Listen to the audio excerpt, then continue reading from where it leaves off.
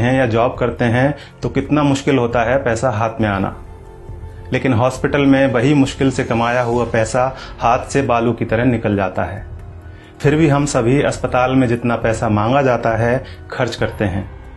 अगर किसी के पास पैसा नहीं होता तो वो उधार लेता है, लेकिन इलाज तो करवाता ही है।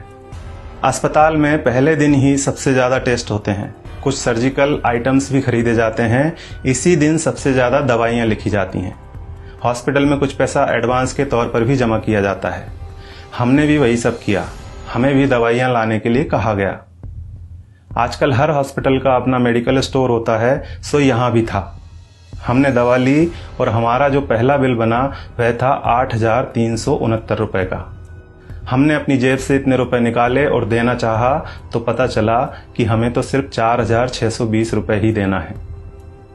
क्या आपके साथ ऐसा कभी हुआ है कि आपने 8,300 रुपये की दवाइयाँ खरीदी हों और किसी अस्पताल ने आपको 4,600 रुपये ही लिए हों? शायद नहीं। हमारे साथ भी पहले ऐसा कभी नहीं हुआ था। अब यह बिल देखिए, दवाओं की कुल कीमत है 8,369 रुपये, जिसके नीचे लिखा है डिस्काउंट 3,748 रुपये। नेट अमाउंट है 4,600 रुपये, जिसका भुगतान हमें करने के लिए कहा गया।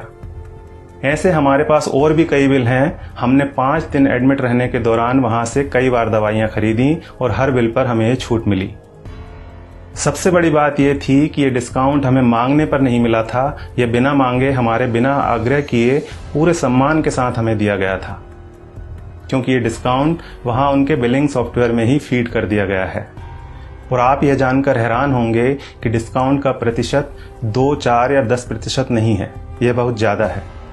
कुछ सर्जिकल और इंजेक्टेबल में डिस्काउंट 91% यानी 91% तक है, और जितने भी पेशेंट वहां एडमिट हैं सबको इसका लाभ मिल रहा है।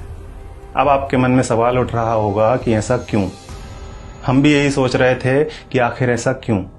तो हमने डॉक्टर साहब से सीधे पूछ लिया, क्योंकि इसका जवाब तो वही दे सकते थे। फिर उन्होंने हमें बताया कि क्यों उनके अस्पताल में इतना डिस्काउंट दिया जाता है। उन्होंने हमें समझाया कि एमआरपी का खेल क्या होता है। एक उदाहरण के तौर पर उन्होंने बताया कि एक इंजेक्शन 270 रुपये का आता है और उस पर एमआरपी आती है 1,000 रुपये। उन्होंने कहा कि मेरा मन नहीं माना कि मैं 270 रुपये का वह इंजेक्शन अपने पेशेंट को 1,000 रुपये में बेच दूं। मैं डॉक्टर हूं, मुझे अपनी फीस और मेरे हॉस्पिटल की दूसरी सेवाओं का चार्ज मरीज से लेना है। 270 रुपये का इंजेक्शन 1,000 में नहीं बेचना। ये बात तो हुई डॉक्टर संजय कुमार के नैतिक मूल्यों की। अब यहाँ सवाल ये है कि दूसरे ज्यादातर अस्पतालों के मालिकों ने क्या अपना जमीर बेच दिया है? बेबी गैस्ट्रो केयर अस्पताल के डॉक्टर संजय कुमार की तरह ये क्यों नहीं कहते कि हमें भी अपनी सर्विसेज का पैसा ही मरीज से लेना है? वे क्यों नहीं कहते कि 270 रुपये का इंजेक्शन 1,000 में हम नहीं बेचेंगे? दूसरा सवाल यह है कि आखिर दवा कंपनियों द्वारा इतनी एमआरपी लिखी ही क्यों जा रही है? इनको किसने अधिकार दिया है दवाओं पर इतनी ज्यादा एमआरपी लिखने का? और आखिर में सबसे बड़ा सवाल यह है कि हमारी सरकार, हमारा स्वास्थ्य विभाग, हमारे प्रधानमंत्री और स्वास्थ्य मंत्री क्या कर रहे हैं? वे इस बात का संज्ञान क्यों नहीं लेते? क्या दवा कंपनियों द्वारा लिखी जा रही एमआरपी पर अंकुश लगाना नोटबंदी या धारा 370 हटाने से ज्यादा कठिन काम है? क्या इसे व्यवहार में लाना जीएसटी लागू करने से ज्यादा मुश्किल है? अगर नहीं तो फिर क्यों दवा कंपनियों को इतनी छूट दे रखी है? उन्हें इस बात को संज्ञान में लेना ही चाहिए और जल्दी से जल्दी एमआरपी पर अंकुश लगाना चाहिए। जब तक ऐसा नहीं होता है तब तक आपको और हमें अपनी आवाज उठानी ही पड़ेगी, और ये इतना मुश्किल भी नहीं है।